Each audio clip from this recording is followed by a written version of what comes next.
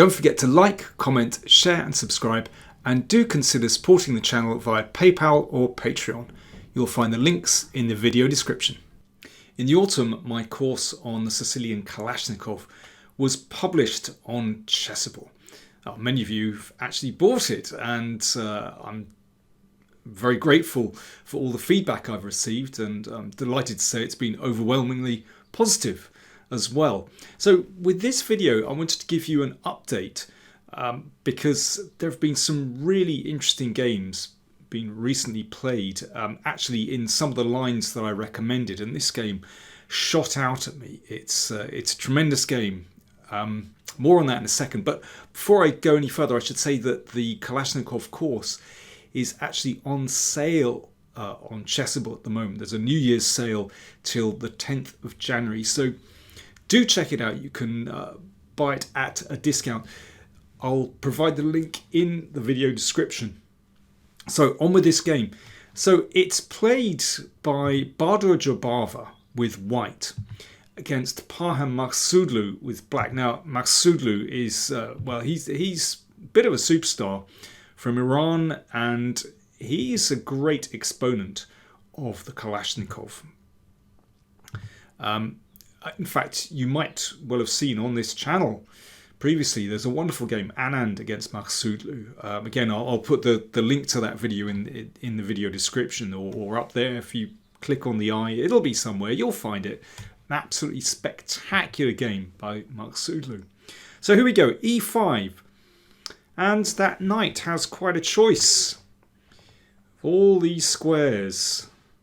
And knight b5 is certainly the best move. Just recently, someone on Twitter said that their opponent played knight f5, which looks kind of a very daring move, but, well, black equalizes straight away with d5. That's just one of the little tricks in this opening. Really, knight b5 is the only move that I think challenges black. So d6, that's the start of the Kalashnikov variation. And that knight is a little bit misplaced. c4.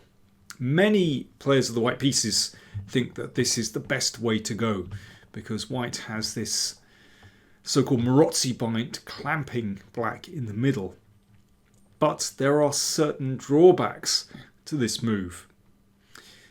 Now, the system that Maghsoodloo played, well, he was a bit of a pioneer with this system. Now, once this knight comes to c3, we knock the knight back to a3, and that knight is often a problem for white in this variation. And as I mentioned before, that knight on b5 sort of has to go around the houses a bit to actually find a decent square again. g6. Now this is the variation that Maghsoodloo has played and developed himself and beat Anand in this spectacular game. And it's the line that I recommend on the course. And I mean, previously black had played the bishop to e7, but it's far more active on g7 and introduces some really dynamic possibilities for black. Rook c8, that's where the rook so often belongs in the Sicilian on the semi-open file. Now that game, Anand Maghsoodloo, went knight c2. Anand played the knight here, which looks very sensible to cover the d4 square. Maghsoodloo castled. Anand played b3, which all looks very solid. But this move, b5, this is the classic breakout move in this variation and also against the Marozzi bind in general. And the game went like this. Takes knight e7. I'll just go a few moves down the line because it was a wonderful game. And in this position, Maghsoodloo just sacked the exchange and destroyed white's centre, and, well, this pawn started stomping down the board. Anand Maghsoodloo, Online Olympiad 2020. Check out that game. Absolutely brilliant. But before you do that, let's just continue with this one. So Rook c1 by Jobava, which looks pretty solid because very often it's the fact that this knight is unprotected is the issue for white in this variation. And b3 played here. Maghsoodloo played another game in this line. Maybe I'll show that later. Anyway, b3. I don't want to be too distracted by alternatives. b3 again looks very solid. But there's a drawback, because if the knight doesn't go to c2, then the d4 square is available for that knight. So in the course, I described this knight coming into d4 as the Trojan knight. You throw it in and you hope that that's going to be taken. And of course, if it is taken, then suddenly black's pieces rush in. So for example, after bishop takes, and if white takes that pawn, the knight d5, of course, is a winning move. Yeah, I mean, basically, in most cases, black is desperate for white to give up that dark squared bishop, because then this bishop on g7 just turns into a monster of a piece. And if knight c2 trying to get rid of that one, then this bishop can be swiped off. And again, this freeing move b5, this happens so often. Of course, pawn takes pawn isn't very good because of rook takes knight. So black exploits that pin, and black is already doing very well. Okay, so let's come back. So Jobava decided, well, he wanted to bring that knight back into play. It's not doing anything there. So he put it back on b1, and it does protect that knight on c3. But, well, these knights, they tread on each other's toes, basically. Knight d7. So the knight drops back. And it means that that knight is now solidly protected. So, you know, the only way to get rid of that knight is to take. But that just leaves black in a great position. The knight, well, it would have to come here. That looks pretty ugly. So, well, with this knight embedded in the centre of the board, I mean, black already looks really nicely placed here. You see, this is the big drawback of advancing this pawn to c4, that it leaves that square open for black. f3 played. f5. I should mention this is a Blitz game, actually. Played in the Djerba Blitz Masters on the 4th of December. f5. Well, of course, that's the other idea behind dropping the knight back to d7. That now the f-pawn can be advanced, and it looks a bit like a King's Indian, a souped-up King's Indian with this pawn advance, but with the knight embedded on this fantastic square d4. Knight d2, so this knight comes back into play, sort of. Still not a very good square. You can see all these squares are actually occupied, I should say. So it doesn't have a lot of scope. Queen a5, good move. Looking at the knight, so start to set up tricks again. So for example, okay, random move for white, bishop d3, b5, once again this move, and if the pawn is taken, then the rook can take the knight. So white is already under severe pressure, actually. Knight d5, and that just shows, yeah, Jobava didn't like it that knight was sort of a bit vulnerable on c3, and he throws it into d5, but now that just gets taken.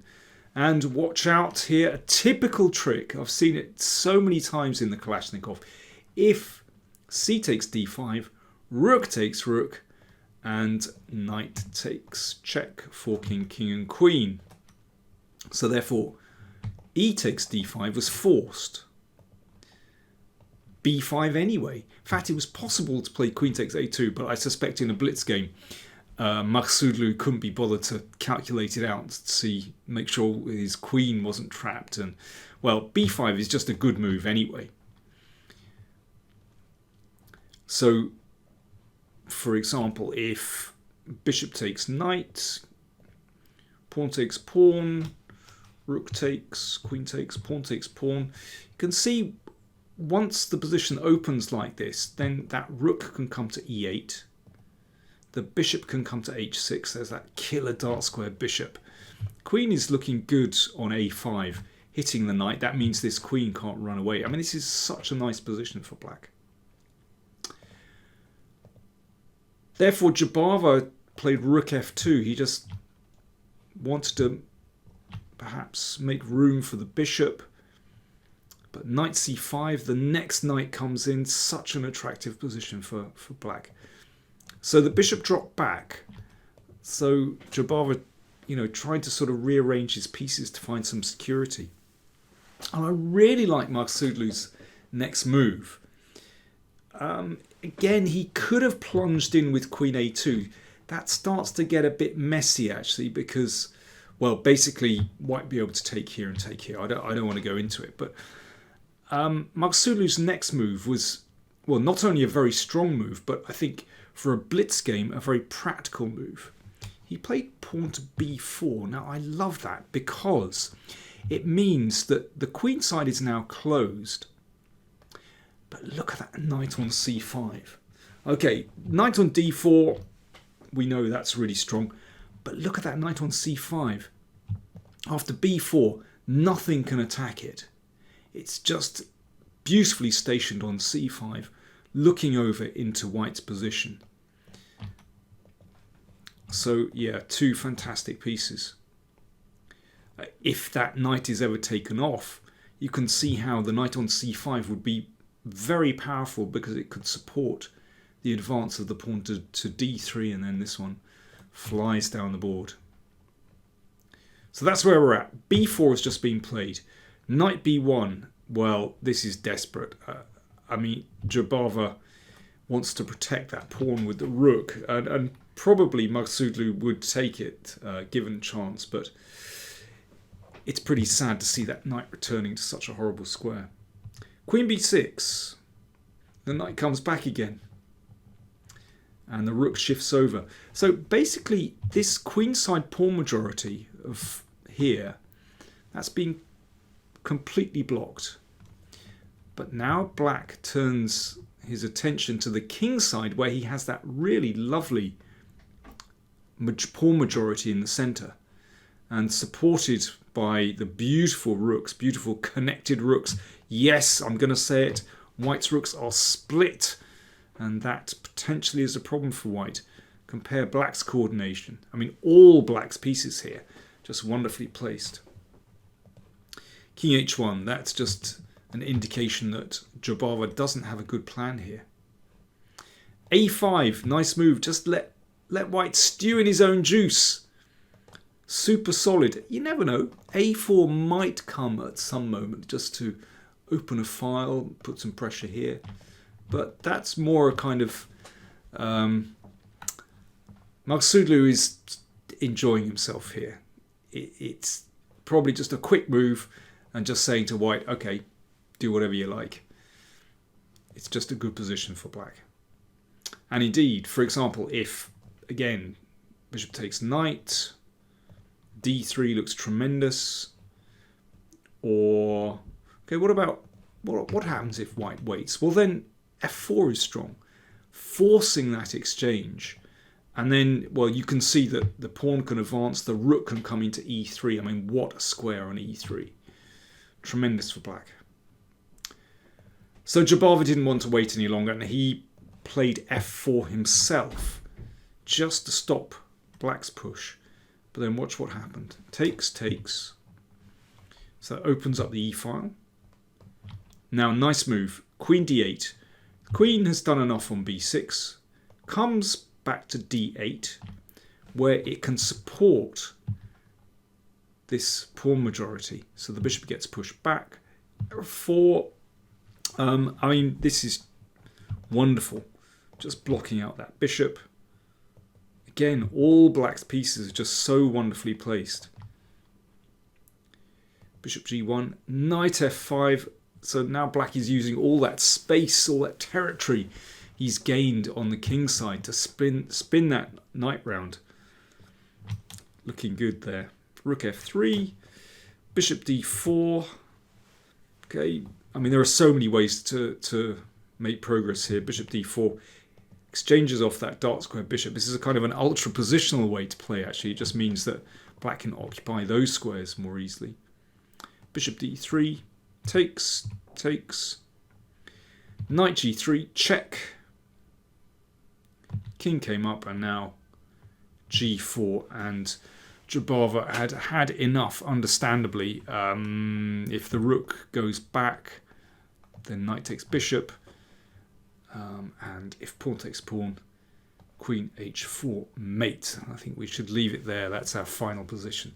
What a convincing game, and I'm delighted to see that this whole variation with g6 and bishop g7 against the Maghsoodloo bind is faring very well for black at the moment. There are some other very nice games I could show you too. Anyway, I hope you enjoyed that. And do check out my course on Chessable. As I said, it's on sale at the moment on the Chessable website, and I think it's till the 10th of January. Thanks for watching.